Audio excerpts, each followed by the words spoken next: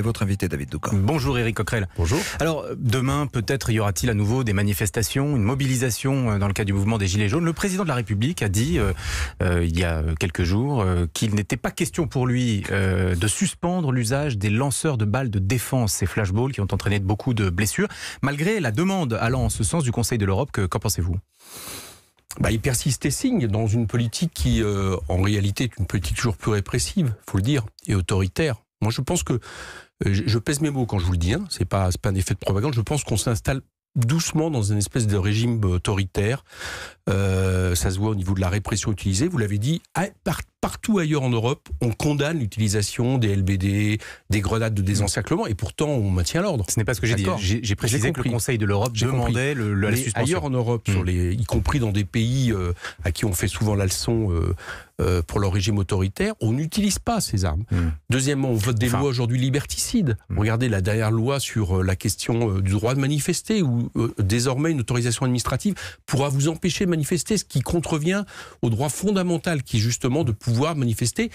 Quand on est opposant, on comprend que c'est une loi absolument nécessaire. Vous faites référence à la loi etc. Les milliers d'arrestations préventives, les centaines de blessures graves, et puis cette espèce de propagande permanente avec des mots durs. Enfin, le chef de l'État l'autre jour qui explique que quelqu'un qui va manifester, s'il y a des violences de manifestation, il est responsable du pire. Mais c'est quoi cette intimidation ? La France est un régime, se dirige vers une forme de régime autoritaire. Dites-vous, ce matin, vous exagérez. Un régime autoritaire, c'est ce qui se passe aujourd'hui en Algérie. C'est pas ce qui se passe aujourd'hui en France. Est-ce que vous faites la distinction ? Allez dire ça aux dizaines de personnes qui sont amputées à vie désormais, soit parce qu'ils ont perdu leur œil, soit une main, etc. Que ça se passe, qu'on a des leçons à donner quelque part à d'autres régimes. Moi, j'observe qu'il y a des armes qui sont utilisées dans les manifestations de manière totalement disproportionnée par rapport au danger humain encouru. Je ne parle pas de danger matériel, je parle du danger humain encouru. On vous a entendu. Voilà.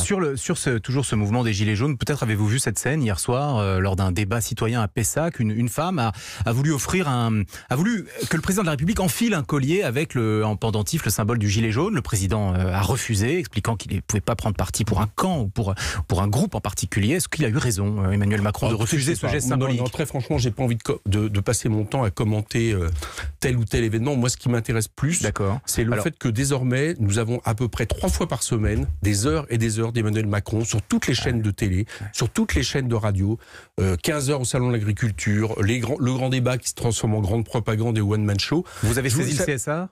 On a saisi le CSA, parce que moi j'entends parfois dire que En Marche n'a pas commencé sa campagne européenne, mais ils sont en plein dedans, avec le président de la République en tête de liste. Vous trouvez ça normal que dans une démocratie moderne, on ait comme ça quelqu'un qui justifie sa politique à longueur d'antenne ? Enfin, il y a pas longtemps, vous savez, on nous parlait du Venezuela, on nous sort souvent le Venezuela. Bon, Chavez, on ne sort pas, on vous interroge là-dessus. On nous parle là-dessus. Bon. Chavez, il y a quelques années, faisait une conférence de presse hebdomadaire sur la seule chaîne de télé d'État. Toutes les autres chaînes de télé privées étaient contre le régime.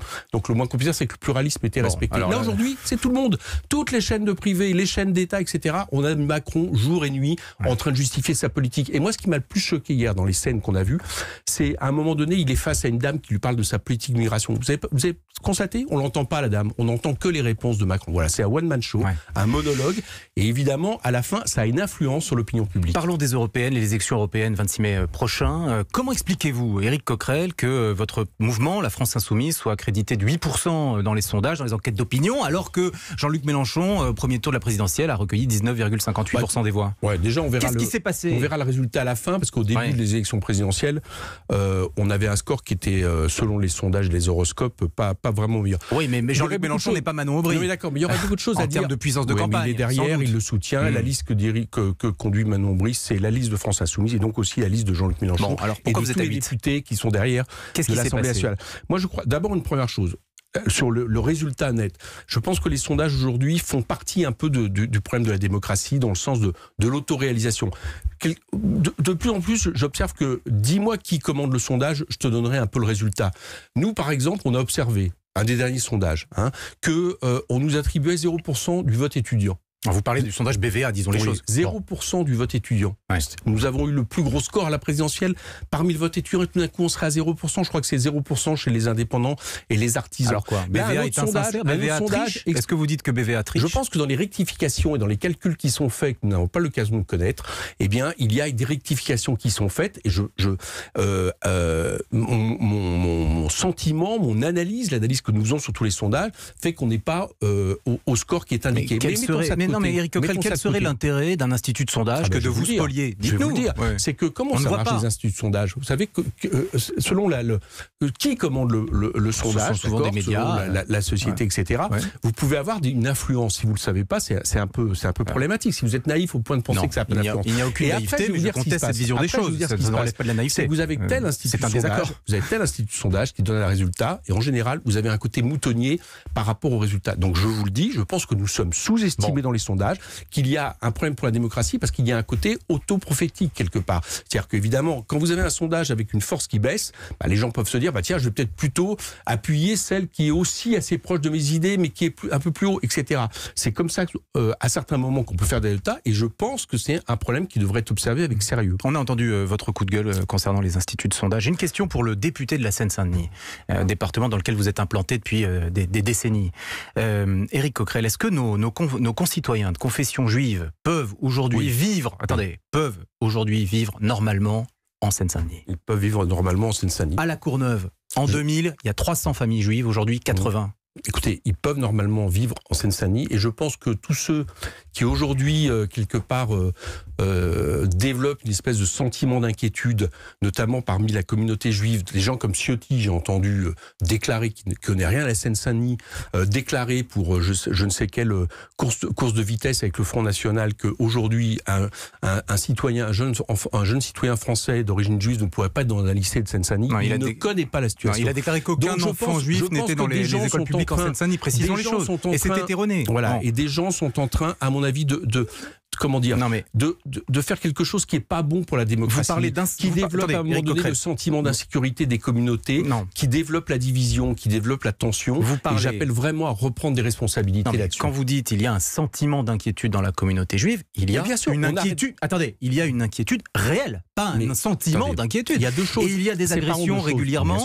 Il faut les dénoncer. Des brimades. Comme vous avez remarqué qu'il y a aussi des agressions régulièrement sur, par exemple, nos concitoyens d'origine musulmane. Alors, là, il y a eu un cimetière qui a été tagué, on n'en a pas beaucoup parlé, un cimetière musulman qui a été tagué. Donc, je dis que, bien évidemment, je ne nie pas, évidemment, les actes qui ont été faits. Même si, après, vous le savez, sur les études qui sont faites sur, par exemple, la façon dont les Français considèrent aujourd'hui les citoyens d'origine juive. Eh bien, si on regarde les résultats par rapport à il y a 50 ans, on s'aperçoit que pour l'écrasante majorité des Français, c'est des citoyens comme les autres, c'était pas le cas il y a 50 ans. Donc, il y a l'école de la République est passée par là, heureusement. Il y a aussi toute une logique qui veut monter les communautés les unes que les autres. Donc je dis qu'à partir de là, ne faisons pas en sorte de développer et d'exagérer tellement le phénomène qu'un sentiment de peur et d'inquiétude se développe. On vous a entendu. À ce seul nom de Rothschild, sans chipoter, je vous avais classé salopard de banquier ultra-libéral. Votre tête ne me revient pas. C'est physique, c'est viscéral. Ce rejet, nous sommes des milliers à l'éprouver.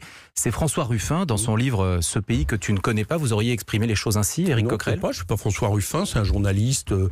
Et il a un passé journalistique. C'est un député de la République. Oui, non, mais attends, je vous explique. Allez-y. Qui est François? Moi, je ne suis pas journaliste. Il a les images. Vous avez déjà vu son journal, donc il exprime des choses de manière très certainement différente de moi. C'est un pamphlet. Bon, maintenant j'observe que dans ses propos, par exemple, là il se met sans arrêt en comparaison, vous savez. Avec, non mais l'attaque physique, on attaque physiquement le président de la République ou pas? Moi, je sais pas, sur son apparence physique. J'entends à certains moments le chef de l'État attaquer les Français de manière assez vigoureuse, assez caricaturale, assez dure, d'accord, avec des mots qui sont pas toujours très sympathiques, feignant, le fait d'avoir, etc., le fait d'avoir... Les cyniques. Voilà, tout ça. Donc je veux dire, si vous voulez, je pense quelque part qu'à un moment donné, il se met au niveau du chef de l'État par rapport au type d'attaque du chef de l'État. Non, ça ne me choque pas. Ça ne me choque pas. Je ne l'utiliserai pas de la même manière. Donc vous lui demanderez est-ce qu'il estime que c'est efficace. Moi, j'observe que dans sa manière de mener la bataille, parce qu'il y a une vraie bataille par rapport aujourd'hui à la politique d'Emmanuel Macron, il est quand même assez suivi, non? Merci à vous, Éric Coquerel. On n'aura pas eu le temps de faire le Venezuela. Ce sera pour la prochaine fois. Les emplois de Ford aussi, où je demande la nationalisation. Allez-y, dites-le. Voilà, je demande la nationalisation du site de Blanquefort. La loi, la Constitution le permet. Bruno Le Le Maire a déjà dit non. Oui, mais Bruno Le Maire, l'Assemblée pourrait voter une loi en urgence, comme le demandent les élus locaux, pour permettre la reprise. C'est quand même incroyable que ces emplois soient supprimés alors qu'il y a un repreneur. Éric Coquerel, député La France Insoumise de la Seine-Saint-Denis, merci à vous. Merci messieurs.